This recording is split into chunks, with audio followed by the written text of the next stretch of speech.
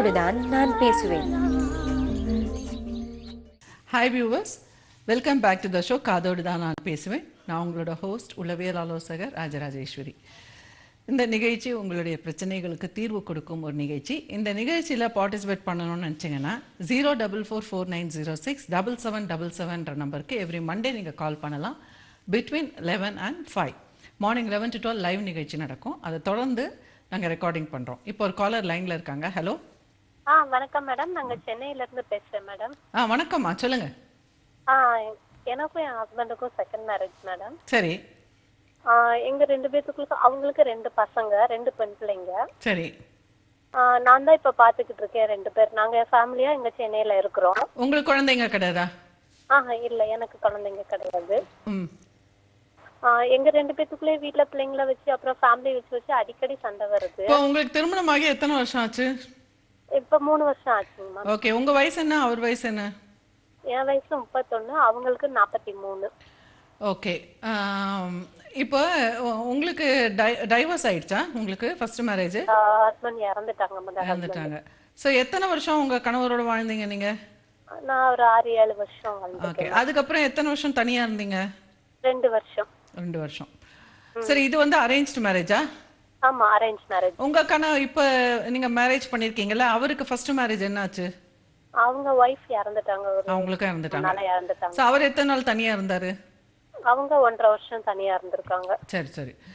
So இப்போ நீங்க 2 பேரும் வந்து திருமணம் பண்ணிக்கணும்னு பேசும்பொழுது என்ன மாதிரி அவர் வந்து ஃபர்ஸ்ட் பேசினாரு? அவங்க வந்து பிள்ளைங்களை பாத்துக்கிடணும், எனக்கு அதுக்கு மட்டும்தான் முக்கியமா அப்படின்னாங்க. அப்ப நீங்க ஏன் அதை பண்ணிக்கிட்டீங்க? அப்ப பிள்ளைகளை பாத்துக்கிறதுக்கு தான் வேணும்னாக்கா ஆயா அம்மா போட்டே பாத்துக்கலாமே. இப்போ உங்களுக்கு வந்து உங்களுக்கு குழந்தை வேணுங்கிற ஆசையெல்லாம் இருக்கா இல்லையா? இருக்கு. அப்ப நீங்க அதை வெளிப்படையா பேசினீங்களா? இல்லங்க, எனக்கு நான் திருமணம் பண்ணிட்டேனாக்கா எனக்குன்னு ஒரு குழந்தை வேணும். எனக்கு வந்து முதல் லைஃப்ல குழந்தை பார்த்ததுல இல்ல, அதையும் நான் சொல்லி எனக்கு குழந்தை இருந்தாலும் ஏத்துக்கிடணும், இல்லாட்டாலும் ஏத்துக்கிடணும் அப்படின்னு மாதிரி நான் வந்து எனக்கும் ஹாஸ்பிட்டல்ல பாக்கணும் அப்படின்னு நான் சொன்னேன். ஏன் ஹாஸ்பிட்டல்ல பாக்கணும்? உங்களுக்கு ஏதாவது பிரச்சனை இருக்கா?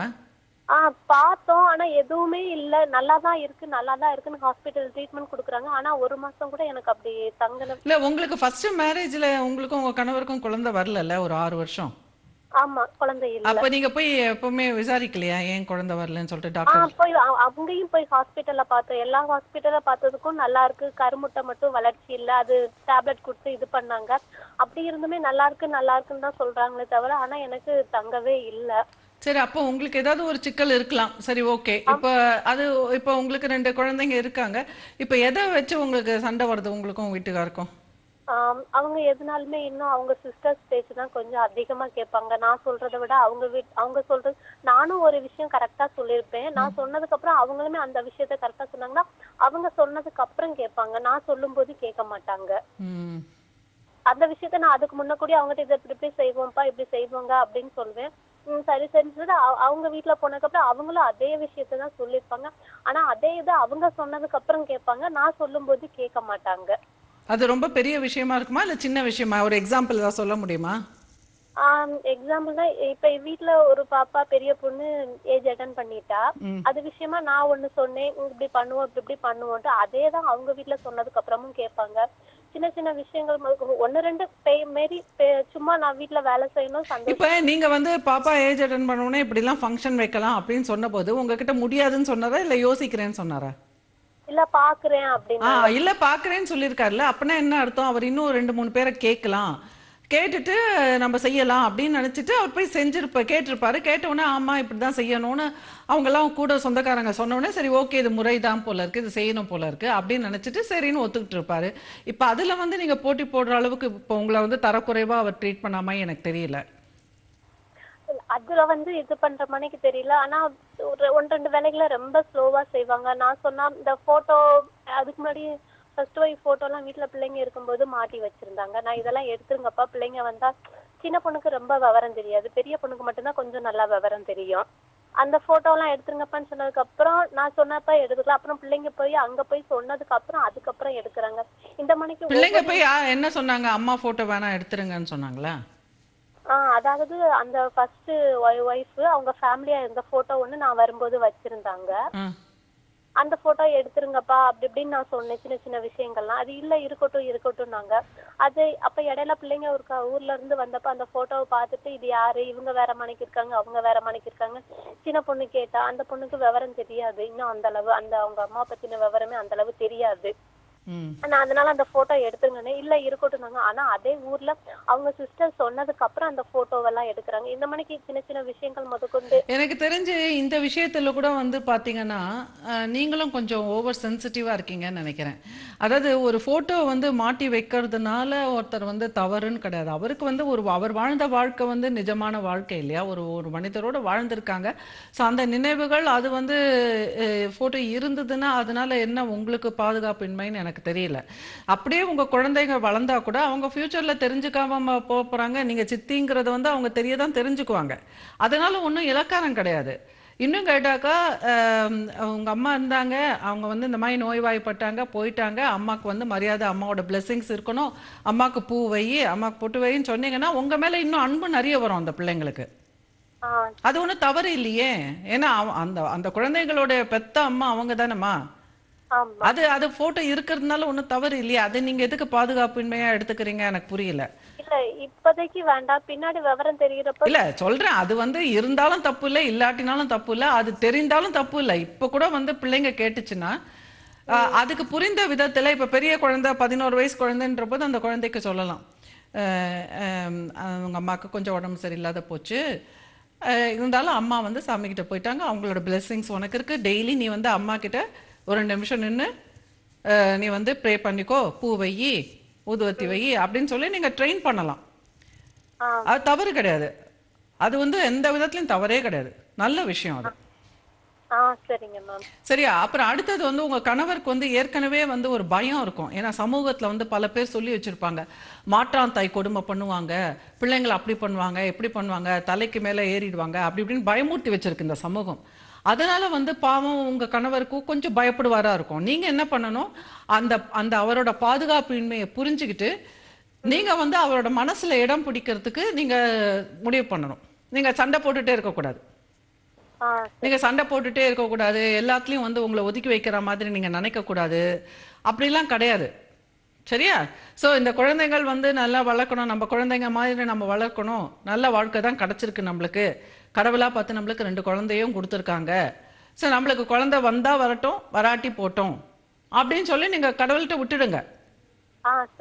விட்டுட்டு நீங்க அதை பத்திலாம் யோசிக்காத, நீங்க வந்து அழகா நீங்க கொடுத்துரும் நடத்தினீங்கன்னா, நல்லா ஒவ்வொரு நாளைக்கும் ஒவ்வொரு வேலைக்கும் யோசிச்சு நல்லா சமைக்கிறது, அதுக்கெல்லாம் ஒன்றும் பண கஷ்டம்லாம் ஒன்றும் இல்லைல்ல? இல்ல இல்ல, பண கஷ்டம்லாம் இல்ல. ஓகே, ஒரு சின்ன இடைவேளைக்கு பிறகு தொடர்ந்து பேசலாம். Hi viewers, welcome back to the show. Hello hello. சொல்லுங்க, பண கஷ்டம் எதுவும் இருக்கா உங்களுக்கு? இல்ல, பண கஷ்டம்லாம் அந்த அளவுலாம் எதுவும் இல்ல. சின்ன சின்ன கஷ்டம் தான், அது சமாளிச்சுக்கிற அளவுக்கு கஷ்டம். அப்ப நீங்க வந்து ஒரு நல்ல ஒரு குடும்ப வேலைகளை நல்லா ரசிச்சு செய்யலாம்.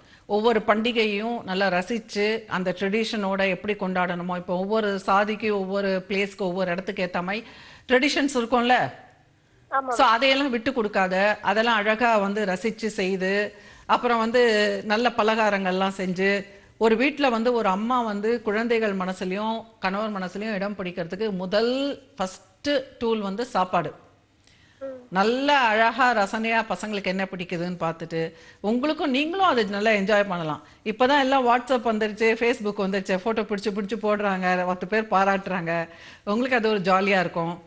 ஸோ அந்த மாதிரிலாம் நீங்க வாழ்க்கையை வந்து ஒவ்வொரு நாளும் நீங்க ரசிச்சு ஒவ்வொரு வேலையும் ரசிச்சு நீங்க வந்து வாழ்ந்தீங்கன்னா, அப்போ வந்து உங்க கணவருக்கு ஆட்டோமேட்டிக்கா உங்க மேல பெரிய ஒரு அட்ராக்ஷன் வரும். ஏன்னா அவருக்கு எங்கேயாவது மனசுல ஒரு தொய்வு இருந்தா கூட, ஆஹா நம்ம வாழ்க்கையை வாழணும், நம்மளுக்கு ஒரு அருமையா மனைவி கிடைச்சிருக்கா, எவ்வளவு கான்ஃபிடென்ட்டா இருக்கா பாரு, எவ்வளவு அன்பா இருக்கா பாரு, நமக்காக எவ்வளவு பாண்டிங் ஏற்படும்.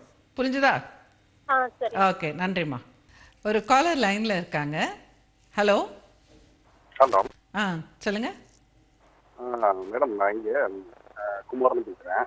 அதான் என்னுடைய டாக்டரை பத்தி பேசலாம் தான் கூப்பிட்டேன். சொல்லுங்க, உங்க டாக்டருக்கு என்ன வயசாச்சு?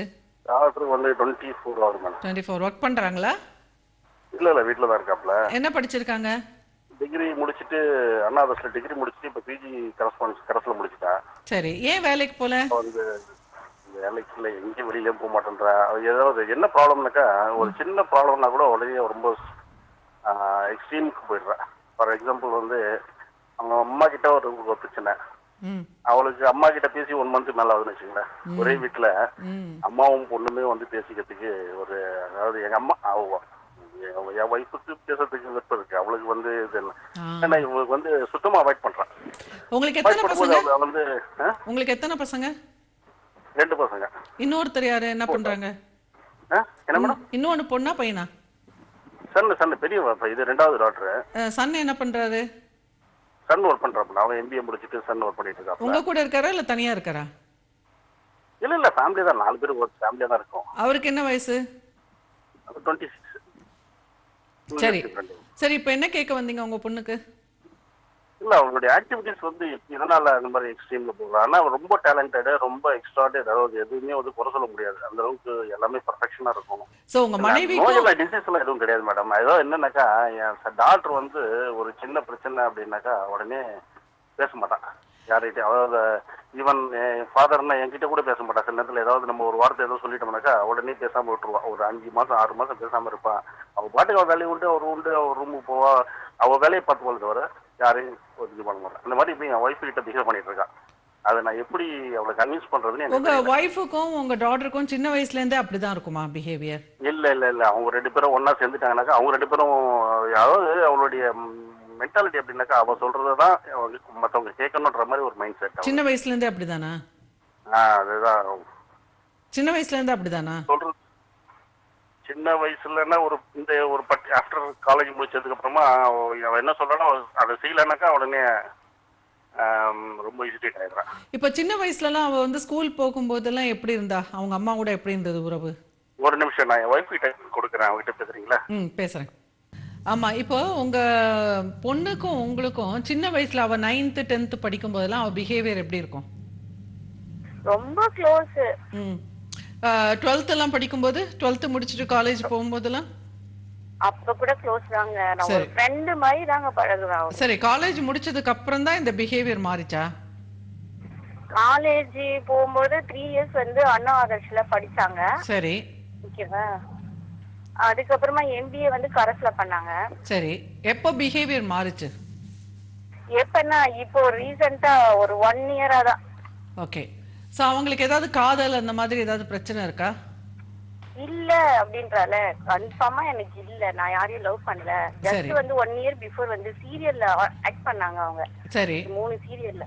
சரி. அதுக்கப்புறமா அது வந்து எனக்கு பிடிக்கல, எங்க ஹஸ்பண்டுக்கும் பிடிக்கும். சோ அந்த நேரத்துல இருந்து உங்களுக்குள்ள ஒத்து வரல?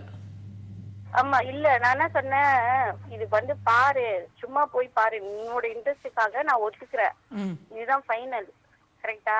அதுக்கப்புறமா இந்த வே நமக்கு வேண்டாம். நமக்கு வந்து நல்ல பிசினஸ் இருக்கு, நிறைய படிப்பு இருக்கு, நமக்கு நிறைய ஸ்கோப் இருக்கு, அதுல நம்ம இம்ப்ரூவ்மெண்ட் பண்ணிக்கலாம் அப்படின்னு நான் சொல்றேன். சோ அதனால அவங்க இப்ப சீரியல் வாய்ப்பெல்லாம் விட்டுட்டாங்க. இப்ப நீங்க 2 பேரும் பிடிக்கலன்னு சொன்னதுனால அவங்க வாய்ப்பெல்லாம் விட்டுட்டாங்களா? இல்ல 2 சீரியல் பண்ணாங்க, அவங்களுக்கே வந்து சான்ஸ் வரல. அதுக்கப்புறம் அவங்களே வேண்டாம்னு சொல்லிட்டு ஒதுங்கிட்டாங்க. ஆமா ஆமா ஆமா. இல்ல முயற்சி பண்ணிட்டு இருக்காங்களா? விட்டுட்டாங்க. சரி, என்ன வேணும்னு நினைக்கிறா? இப்ப திருமணம் பண்ணிக்கிறதுக்கு ரெடியா இருக்காளா? இல்லையே, அதுதான் இப்போ மேஜர் ப்ராப்ளமே இப்ப வீட்டுல கிரியேட் ஆனது. என்னன்னா, எனக்கு ஒரு சன் இருக்கான். சரி. அவன் வந்து MBA முடிச்சுட்டு ஒர்க் பண்றான். சரி. இப்ப வந்து அவன் வந்து ஒரு பொண்ணை லவ் பண்றான். சரி, கல்யாணம் பண்ணி வச்சிருங்க. இப்போ நான் வந்து கல்யாணம் பண்ண போறேன். லாஸ்ட் ஒரு 1 மந்த் பிஃபோர் வந்து நான் உட்கார்ந்து பேசுறேன். நான் வந்து அவனுக்கு கல்யாணம் பண்ணிடுறேம்மா, நீ என்ன சொல்ற? நீ ஓகே அப்படின்னா நான் உனக்கு முடிச்சிட்டு 1 இயருக்கு அப்புறமா கூட தங்கச்சிக்கு முடிச்சுட்டு பண்ணிக்கிறேன்னு அண்ணன் சொல்றான். நீ என்ன சொல்றன்னா, இல்ல நான் இப்ப பண்ணிக்கிற மாதிரி இல்ல நீங்க வந்து உங்க பையனுக்கு திருமணம் பண்ணிடுங்க. ஓகே, உங்க பையனுக்கு திருமணம் பண்ணுங்க. அதுக்காக நீங்க இவ்வளவு நெருக்காதீங்க. ஓகே, இப்போ நெருக்கல, நான் ஃப்ரீயா விட்டுட்டேன் நானு.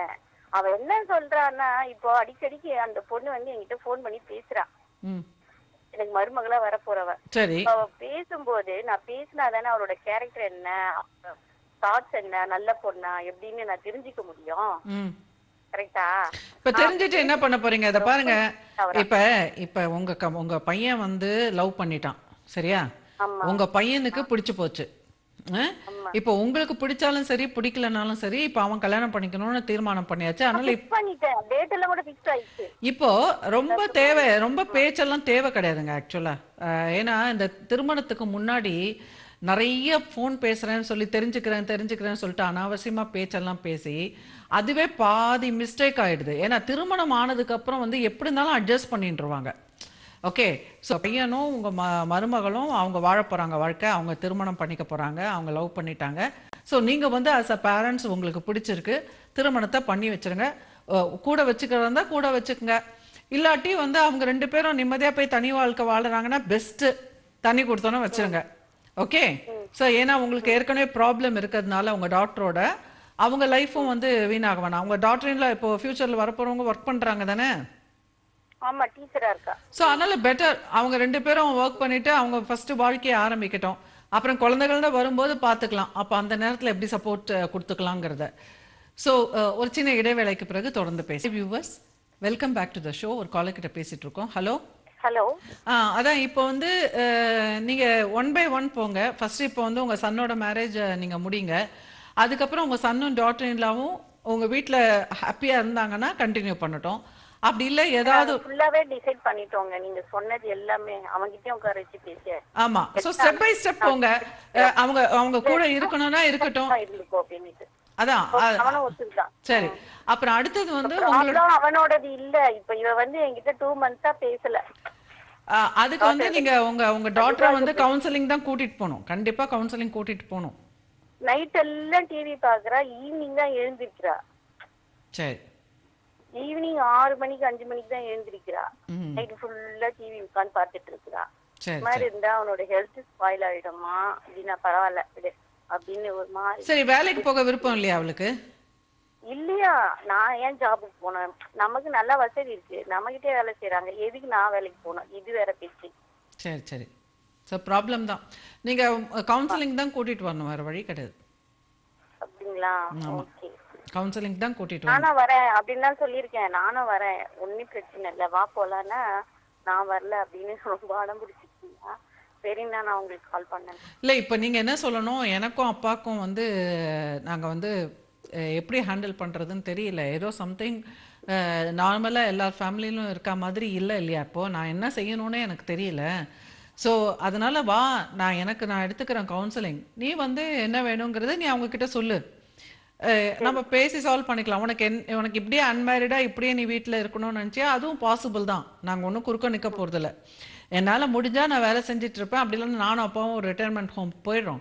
நீ வந்து ஒரு சர்வெண்ட்டோ குக்கோ வச்சுக்கிட்டு உனக்கு பார்த்துக்கோ, இல்லை நீயே சமைச்சு சாப்பிட்டுட்டு நீ இருந்துக்கோ. ஓகே, ரொம்ப சௌகரியம் கூட கொடுக்கக்கூடாது. நீ சமைச்சு சாப்பிட்டுட்டு நீ பாட்டுக்கு இருந்துக்கோ. நானும் அப்பாவும் நாங்கள் ரிட்டையர்மெண்ட் லைஃப் நாங்கள் போய் வாழ போகிறோம். ஸோ எனக்கு வந்து அது சரியான முடிவா என்னன்னு தெரியல, அதனால நான் ஒரு கவுன்சிலிங் போகிறேன், நீ கூட வா அப்படின்னு சொல்லி நீங்கள் கூட்டிட்டு வாங்க. சரியா? ஓகே, நன்றி. இன்னொரு காலர் லைன்ல இருக்காங்க. ஹலோ ஹலோ மேம், என் பேர் ஸ்வேதா. சொல்லுங்க ஸ்வேதா. ஆக்சுவலா இப்போ காலேஜ் படிச்சுட்டு இருக்கேன்.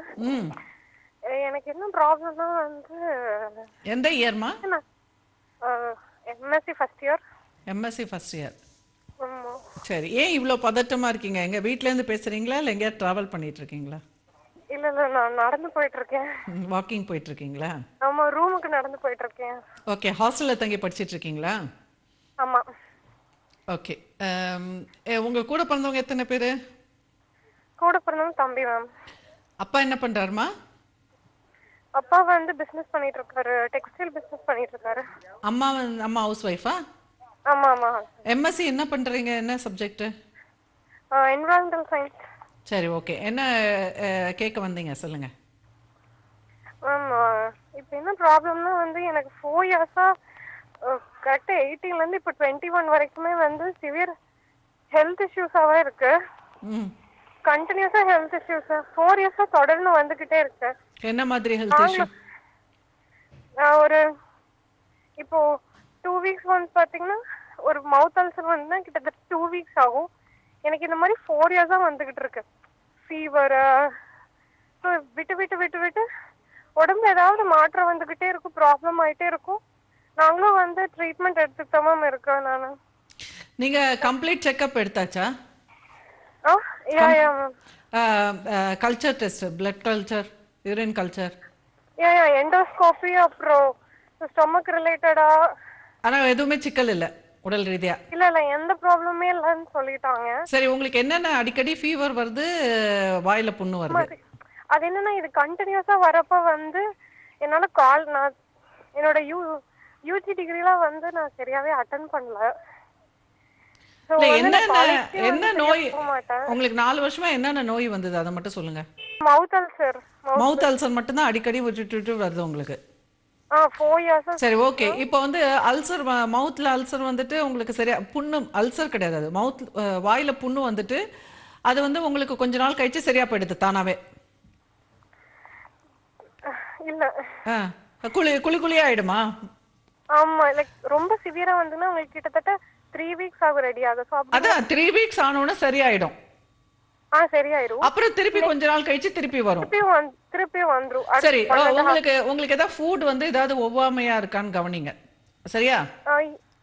இல்ல மேம், நான் அந்த மாதிரி எல்லாமே செக் பண்ணிட்டேன். சார்ட் போடுங்க. இல்ல, சார்ட் போடணும். நீங்க சார்ட் போட்டு நீங்க டெய்லி சாப்பிடுறத ஒரு தொடர்ந்து ஒரு 3 மாசத்துக்கு எழுதுங்க. ஸோ என்னைக்கு என்ன சாப்பிட்றீங்கன்றதை எழுதிட்டே வாங்க. ஸோ வாய்ப்புண்ணு வர்றதுக்கு முன்னாடி என்ன சாப்பிட்றீங்கன்றதை கவனிங்க. ஓகே, அப்போ அப்படிதான் நம்ம அப்ஜெக்டிவா தான் இதெல்லாம் ஹேண்டில் பண்ணணும்.